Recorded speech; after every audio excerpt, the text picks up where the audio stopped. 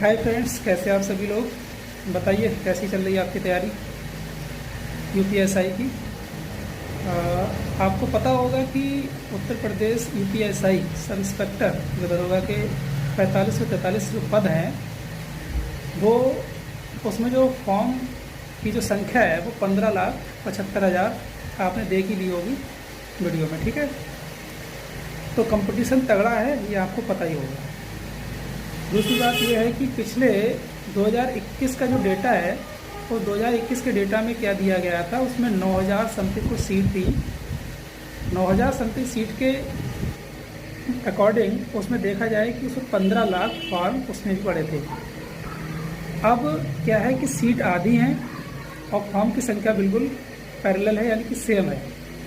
तो कंपटीशन जाहिर सी बात है तगड़ा होगा, और तगड़ा होने का माध्यम यही है क्योंकि फॉर्म की संख्या सबसे ज़्यादा अधिक पिछले के मुकाबले 3-4 हज़ार संख्या फॉर्म की बढ़ चुकी है।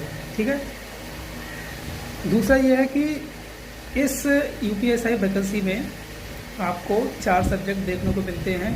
पहला है रीजनिंग, दूसरा है जीएस जीके मूल विधि वाला, और तीसरा है आपका हिंदी, और चौथा आपका है रीजनिंग हो गया, हिंदी हो गई, और मूल विधि हो गई, जीके जीएस जिसे कहते हैं, और फिर दोबारा होगा मैथ। ठीक है, ये सारे पोर्शन आपके 40-40 नंबर के आएंगे। अब रीजनिंग में कितना स्कोर किया जाए? रीजनिंग का आपको स्कोर किया जाए कम से कम 35 से 37। ठीक है, हिंदी का कम से कम 38, और जीएस जीके की तो बात करें तो 30 तो रहना ही, क्योंकि जीके पता नहीं कहाँ से पूछ सकता है। दूसरा आपका है मैथ। मैथ अगर 40 में से आप 30 कर ले रहे हो, बना ले रहे हो, तो आपका एवरेज अगर स्कोर देखा जाए तो आपका कम से कम बैठेगा 320 के समथिंग जाकर। अगर 320 आपका स्कोर यूपीएसआई में अच्छा बनना है तो आपका कट ऑफ से बिल्कुल सेफ़ है, आपको डरने की कोई बात नहीं है। ठीक है, क्योंकि मैं भी इसकी तैयारी कर रहा हूँ कि, और इसमें जो सेफ स्कोर आ रहा है मेरा, इसमें सिर्फ 300 आ रहा है।